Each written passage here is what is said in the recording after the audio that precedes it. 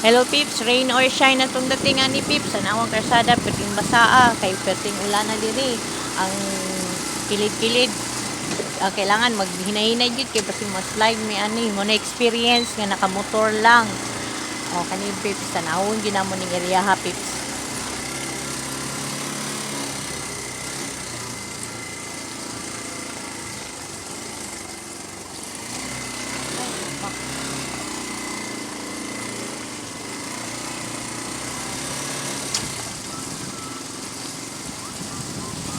Ito ba ang kuwan doon? Balik siya doon yung utak, morning. Ito sa apir.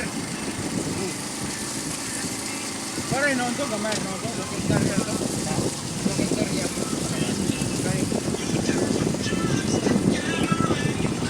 3 kilometers pa mong dagan ani Pips, mayo gani kay ang karsada, dili siya lapukon nga klase, kanang balas gani iyahang klase na kuan road. So ulan lang gid kay siya, kailangan agwantahon lang ni kay medyo lubak-lubak gid atong agi ani. 3 kilometers pa mong abuton ani para makita to ng pinakagwapong area mong gusto tanawon. Pagbaba na gid.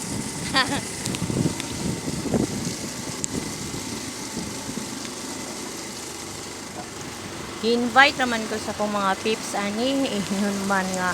Uy, adto dito love kay gwapo yung mag-picnic ta dito niya kay karon pag abutaw mo ani nagulan man. So padayon lang gihapon mi, nagmotor lang gihapon mi diri. So naay part Pips na naghanday mga residente po diri. So dili hadlok. So padayon lang gid mi. Diri Pips kanay sa karsada kay simentado man. Wapon ta ang dagan ani miski mag-ulan okay lang. Pag abot diri Pips tutog lang. Naputol na ang sementado nga kuan karsada. So padayon mi sa slide nga kuan karsada. Kagwanta lang yun mi ani lubak-lubak pid among agi ani kay nagmotor lang ni. Wala man mi 4x4 Pips. Kagwanta lang mi ning motor kay ani lang mga pobre. Wala ni atong sakyan motor lang. Locator yan, di ba? Money ang dapat hindi. Morning ang gabaw dito. Pagbaba na kung dapat dito.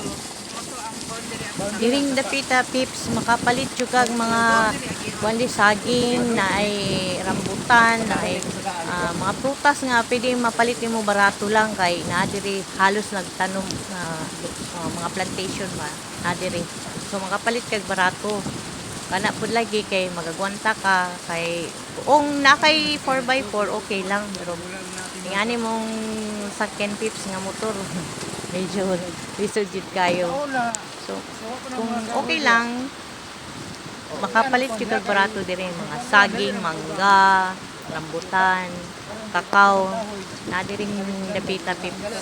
Okay, nice ang tubo diri sa mga prutas o kuan saging. Hindi mo para sa kuwan na kay namang mga kahon na dyan, pagawas.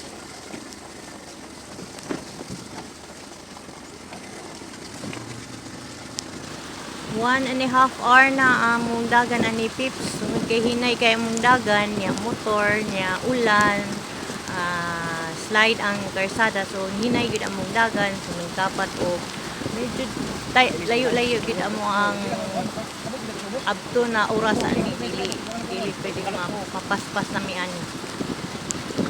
So ako lang ning fast forward ang video Pips para dili kay mo maboard og tan-aw sa akong video kung unsa mi nagbiyahe para duol-duol na lang karon hapit na may maabot sa among destinasyon. Nana diri among abuton na ingon gwapo nga area daw among picnic sa sunod. Kay doon naman day dakong warehouse diri Pips. So dili ka madlok. Kung paingon nila pag doon na sa warehouse, doon na po na mo adtuan na lang. Dool na dyan may Pips. Agwanta na lang mi gamay. Hapit na mi sa among destination Pips. Hapit na mi malapas sa aning warehouse. Akong ikat ang video Pips. Sorry kayo kay dili na ko pwede mo flash ang area kay medyo private. So ang punto diri na mag-travel ta kung magulan Dobling ingat lang jud dili ta magpaspas o madagan sa tong sakyanan kay delikado pag ulan. So sa sunod flash na lang nako ang area pips, makita na ko unsa kagwapo ang area. Salamat kayo pips.